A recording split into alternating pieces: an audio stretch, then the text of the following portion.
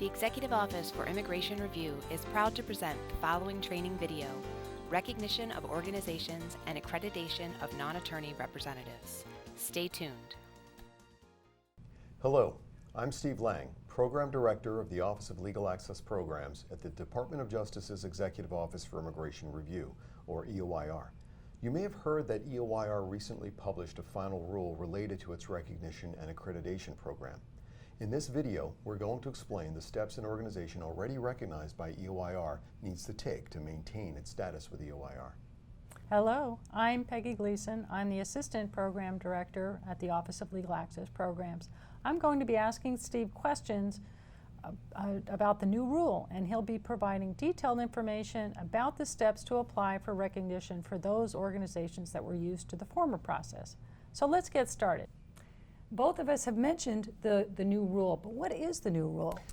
The rule is titled Recognition of Organizations and Accreditation of Non-Attorney Representatives, and it's well named. This rule governs the process by which eligible organizations can receive recognition from EOIR, and non-attorneys who want to represent individuals in immigration cases can receive the necessary accreditation to do so. So what does the new rule do? The new rule goes into effect on January 17, 2017. It moves responsibility for the recognition and accreditation program to the Office of Legal Access Programs within EOIR, and it makes a series of changes to the eligibility and record-keeping requirements for applicants. Since the focus of today's video is about organizations that were recognized under the former process and that want to retain recognition, could you explain what the organization needs to do to renew its recognition under the new rule? Sure. To retain recognition, an organization must renew its recognition based on how long it's been recognized and whether or not it has an accredited representative as of the effective date of the new rule. So, if the organization doesn't have an accredited representative as of January 17, 2017, then it has 1 year to apply for renewal. If the organization otherwise has been recognized for more than 10 years as of the effective date, then it has 2 years to apply for renewal. Or, if the organization otherwise has been recognized for less than 10 years, that is, sometime after January 17, 2007, then it has 3 years to apply for renewal. So how does the new rule change the requirements for the organization's eligibility for recognition? Well, the final rule amends the requirements to be eligible for and maintain recognition. Under the old rule, an organization had to demonstrate that it was a nonprofit, religious, charitable, social service, or similar organization established in the United States. Furthermore, an organization had to demonstrate that it was charging only nominal fees and assessing no excessive membership dues to individuals it served. Under the new rule, though, to be recognized, an organization is required to, first, demonstrate federal tax-exempt status. Second, declare that it serves primarily low-income and indigent clients and provide its fee waiver policy for those unable to pay. Third, it has to apply for an accreditation of a representative concurrently while applying for recognition, or have an accredited representative already listed on the roster if it's renewing its recognition. Fourth, it must designate an authorized officer. And fifth, it must designate a primary physical location. The new rule emphasizes that the nonprofit organization demonstrate that it primarily serves low-income and indigent clients, and it's required to have records to support that, such as a fee schedule, a summary of legal services provided, an annual budget, a fee waiver policy, and community services to low-income clients, such as educational or outreach events. So is there no longer any nominal fee restriction?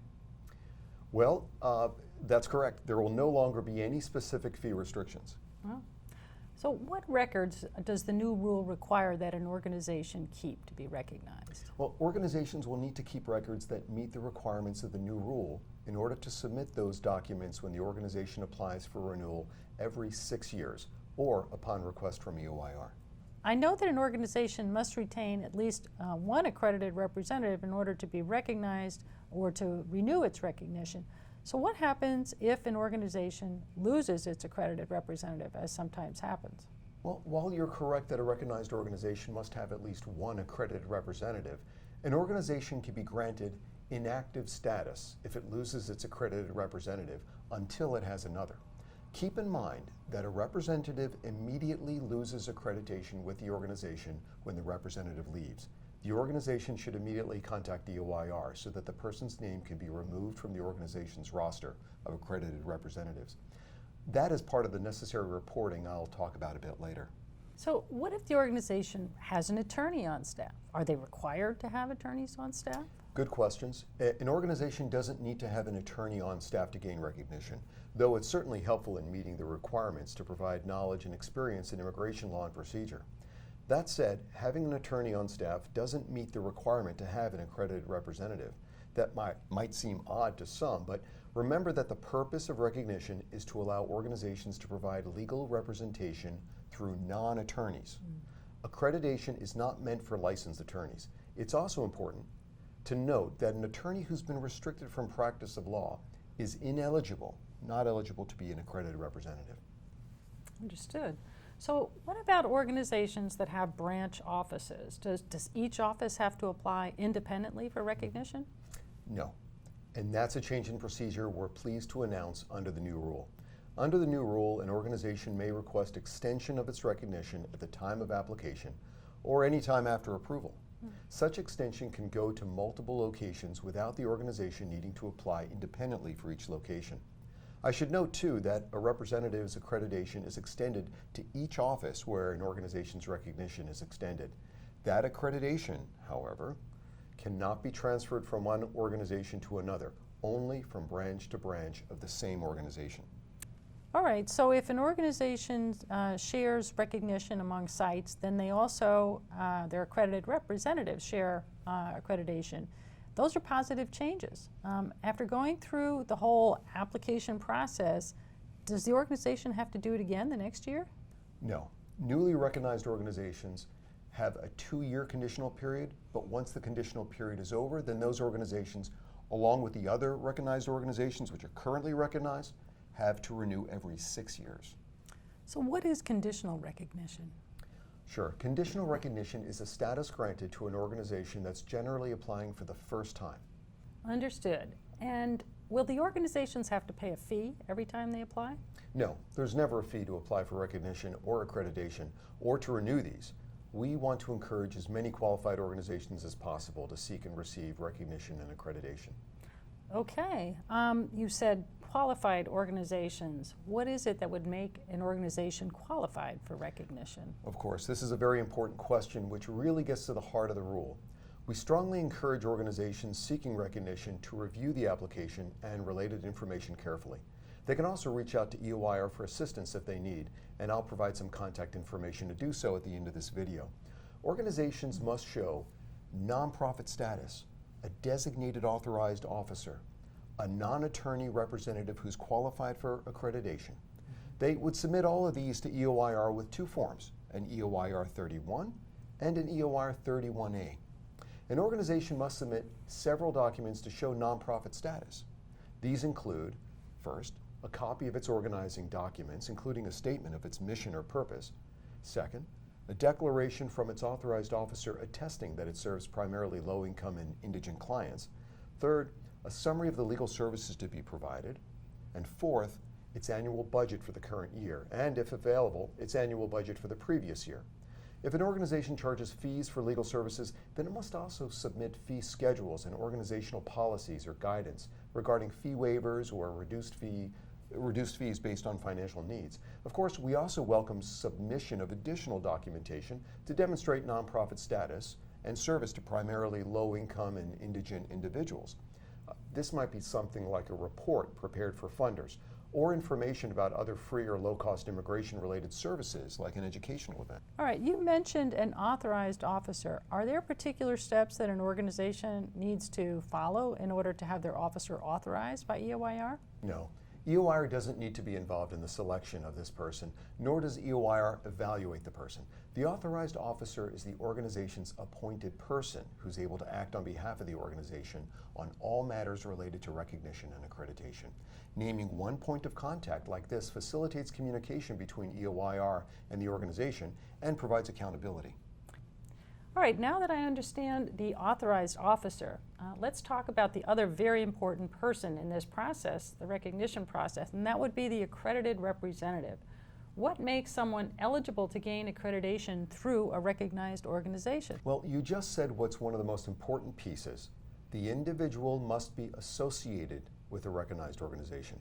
After that requirement is met, some of the other major requirements include having the character and fitness to represent non-citizens before DHS and or EOIR, being an employee or volunteer of the recognized organization, not being a licensed or disbarred attorney, and possessing broad knowledge and adequate experience in immigration law and procedure.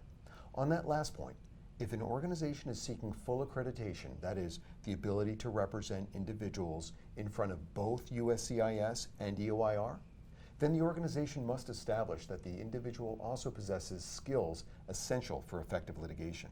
So character and fitness, how does an organization show that its proposed representative has the appropriate character and fitness to represent people?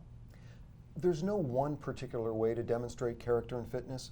Character and fitness includes, but isn't limited to, an examination of factors such as criminal background, prior acts involving dishonesty, fraud, deceit, or misrepresentation, or past history of neglecting professional, financial, or legal obligations.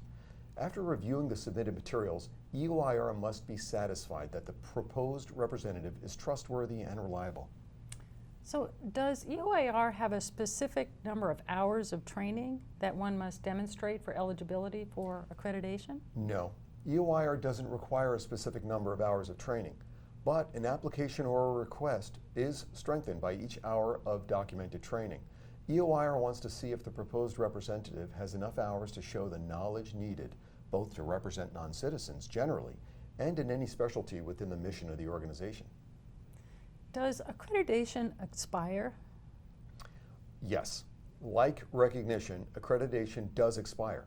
For both full and partial accreditation, expiration occurs 3 years from the date of the last decision approving accreditation.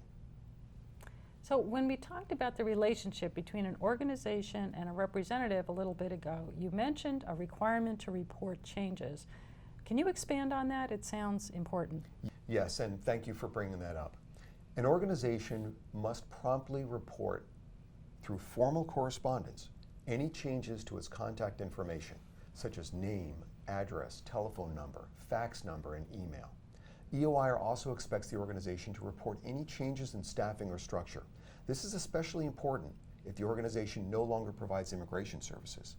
With respect to accredited representatives, the organization should report any changes to the names of its accredited representatives and, as discussed previously, should immediately notify EOIR if an accredited representative leaves the organization. Remember, accreditation is permission for non-attorneys to represent non-citizens in immigration matters on behalf of the organization only. If a representative leaves your organization, they're no longer accredited. Remember, too, that EOIR may terminate recognition of any organization that fails to meet the qualifications. Both EOIR and DHS may conduct an investigation to request that recognition be terminated as well. Wow, that's a lot of information. Are there any other final points you'd like to make about the whole recognition and accreditation process? Actually, yes, just a little more. To ensure uninterrupted accreditation, the organization should request renewal at least 60 days prior to the expiration date. EOIR highly recommends, though, given the variables and the steps to evaluating the application, that organizations submit the request between 90 and 120 days in advance as a best practice. Now, I mentioned DHS in this process. When an organization submits an application for recognition or accreditation, it also needs to send a copy of the application and supporting documents to the appropriate district director for U.S. Citizenship and Immigration Services.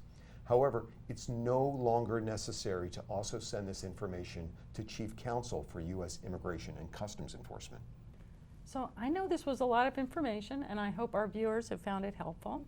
If you still have questions, we have a few other resources that will assist people. Well, first, please visit our website at www.justice.gov/EOIR.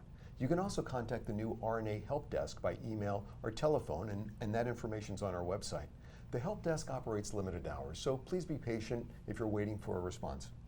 Great news. I know people will be thrilled that they have a dedicated email and a phone number that they can contact for questions about the RNA program. Thanks, Steve, for those resources and for sitting down with me to discuss the new rule, which will be final on January 17th, 2017.